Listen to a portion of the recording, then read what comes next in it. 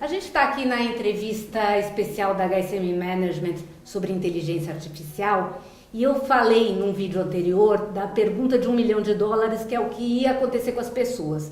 Mas tem uma pergunta que é de $1 bilhão, que é o que vai acontecer com o Brasil nesse contexto.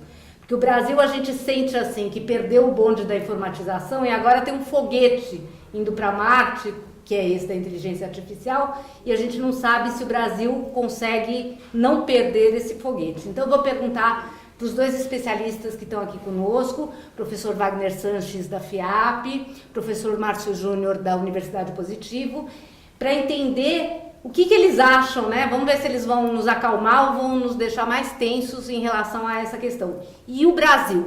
Márcio, o que vai acontecer com o Brasil? Bom, a gente ainda não perdeu esse momento, ainda nós estamos no momento, esse momento está acontecendo, basicamente não estamos atrás, mas a tendência aparenta que a gente não está se mexendo da forma adequada para que a gente possa pegar esse boom que está acontecendo no mundo inteiro. Existe uma tendência muito forte, olhando para o mercado, olhando nos clientes que eu atuo, deles primeiro esperar que os outros façam e tenham sucesso, para depois implementar essas soluções de sucesso. Só vou implementar aquilo de sucesso, não quero correr riscos de fazer isso antes que os outros. A mentalidade da aversão ao risco, né? Que exatamente. Então, isso proporciona que sempre nós fiquemos atrás. Mas existem diversas empresas que já têm mentalidades um pouco diferentes. A internacionalização, a globalização já permite que as empresas aqui pensem da forma bastante globalizada. Já não você não pensa só no mercado brasileiro. As empresas de tecnologia, pelo menos, já não estão pensando só no mercado brasileiro. Ela já vê como deve ser olhar no mercado mundial sempre, quando ele cria qualquer tipo de produto. Então ainda há tempo, ainda estamos no momento, mas eu já vejo que estamos um pouco atrasados. Wagner, você tem uma ideia assim, entre empresas maduras e startups, quantas estão usando a inteligência artificial, estão entendendo tudo isso que está acontecendo? Dá para medir isso de alguma maneira? Sim, as startups elas estão investindo bem em inteligência artificial, pelo menos em conhecer, né? Até porque o conceito de startup é um negócio exponencial que use tecnologias exponenciais, né? Então eles carecem por inteligência artificial e eu acredito que nas soluções eles vão inserir tecnologia, inteligência artificial, mas sempre como consumidor. Né? Voltando um pouquinho à sua pergunta em relação ao Brasil, eu posso até fazer uma pergunta que de repente ajude a responder.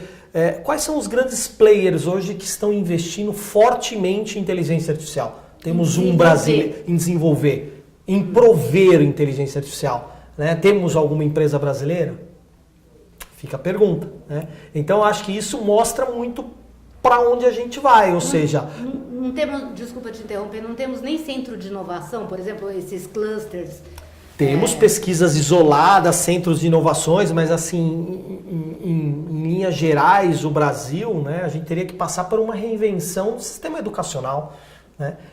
Eu costumo brincar e falar que lá na década de 1990, final de 1980, o sonho de todo indiano era ter um computador. Das crianças indianas era ter um computador. Depois de alguns anos a gente está vendo o quanto a Índia é provedora de profissionais de programação. Né? Então, enquanto o Brasil não olhar seriamente para esse sistema educacional que nós temos hoje, que essa forma analógica que nós temos de ensinar para essas gerações digitais, provavelmente a gente não vai sair dessa posição de consumidor. Mas é claro, sim, que no Brasil existem ilhas de excelência que funcionam muito bem, que estão altamente equiparados às empresas americanas que estão utilizando inteligência artificial. Mas assim, de uma forma geral, o Brasil, pensando num contexto maior, penso que assim, a gente vai perder de novo esse foguete aí. A gente não vai embarcar. Tem uma tendência das multinacionais ligadas à tecnologia de montar centro de inovação no Brasil. Não sei se é uma tendência acho que é muito otimista, mas algumas multinacionais importantes fizeram isso. Tipo, elas têm 6 centros de inovação no mundo e um é no Brasil, porque o Brasil é um mercado significativo. Foi muito por conta da época do pré-sal, que tinha aquela promessa de todo um movimento tecnológico em torno disso, né? Enfim, mas esses centros estão aqui. Esses centros podem nos ajudar de alguma maneira ou não? Eu acredito que grandes corporações colocam centros também para além de buscar coisas novas, existe um pouco da questão de explorar e sair na frente também. Então, se alguma coisa nova for criada, pode ser que isso seja, as coisas realmente relevantes, não seja explorado por as nossas empresas. Então, é importante que as nossas empresas criem esses centros de inovação. Existem algumas iniciativas, Recife tem lá o Porto Digital, que diversas empresas de tecnologia estão naquela área, tanto as internacionais como nacionais. O Centro de Inovação da CAT, em Florianópolis, eu estive lá recentemente, fiquei fantasiado com o quanto os adolescentes e jovens envolvidos em assuntos bastante complexos, mas como o professor até comentou, ainda é pouco ainda. Esses profissionais são aqueles fora da curva que estão trabalhando nesses itens. Poderia ser um número muito maior, outras, até capitais igual São Paulo, que está com o centro financeiro e ainda concentra grande parte das empresas de tecnologia, todo mundo quer ter um escritório em São Paulo. Essa troca de informações e esses hubs de tecnologia ainda não estão bem organizados para chegar num ponto de vista como é em outros países que tem uma troca de informação muito maior, uma agilidade muito mais simples e principalmente incentivo para isso, né? Hoje existem empresas brasileiras incentivando, todo mundo você pode ver, toda empresa ela quer ter um apoio com as startups, ela quer estar próxima das startups, porque elas já conseguiram enxergar que as startups conseguem trazer produtos novos de formas rápidas e principalmente barato. Então, eu acredito que quanto mais investir nessas startups e deixar elas crescerem sozinhas e não dependentes de outras empresas, eu acho que é aí que a gente vai criar empresas novas e não criar tecnologias para as empresas já pré-existentes. Que isso é uma coisa que eu acho que vale a pena que outras pequenas, existam muitas pequenas e poucas grandes. Essa é uma tendência, não vem acontecendo, mas existe essa democratização com essa criação das startups e tudo mais. Wagner, o Márcio mencionou duas coisas, a organização e os incentivos. Você acha que a organização tem que ser uma coisa governamental centralizada?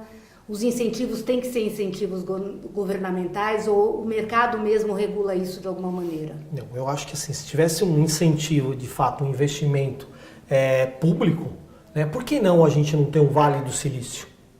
Ou vários vales do silício, um em cada capital, né? E aí você começa a observar essas iniciativas das empresas. Então é o Google Campus, é o Cubo do Itaú, é o Oxigênio da Porto Seguro, mas são empresas isoladas criando os seus centros de inovação para criar as startups, para alimentar determinada empresa, né? Hoje, você pegar nos meus alunos... qual é o sonho? Onde você quer trabalhar? Qual é a empresa do sonho? É Facebook, Google, alguns IBM pelo conceito, mas não tem o sonho de trabalhar em uma empresa nacional. E aí acontece o que o professor falou. Os grandes valores são absorvidos por essas empresas e levados para fora. Eu tenho lá constantemente alunos que terminam o curso e às vezes antes de terminar... é pouco, mas quando termina o curso, vão para os Estados Unidos, vão para a Europa, são absorvidos por essas grandes empresas multinacionais. E não querem voltar, né? Que é o não, de jeito nenhum. Por quê? Porque experimenta, né, de outros ecossistemas e assim, muitos têm um sonho de ir. Tanto é que eles entram já nos primeiros anos com inglês afiadíssimo porque eu quero trabalhar na Google, eu quero trabalhar no Facebook. Né? Então, já tem esse sonho e aí falta o quê? Conhecimento técnico. Onde eles conseguem, na universidade, só que eles vão embora. Né? E as nossas empresas nacionais procurando valores, mão de obra técnica especializada. Aí você tem um grande déficit. E aí não evolui. Então fica né? Não evoluo, círculo vicioso. porque eu não tenho profissional, mas cadê os profissionais? Estão lá. Esse é a vídeo entrevista da HSM Management especial sobre inteligência artificial. A gente quer agradecer aqui ao professor Wagner, ao professor Márcio, e queremos agradecer também à Sank, a Gestão de Negócios, que está nos apoiando nessa iniciativa.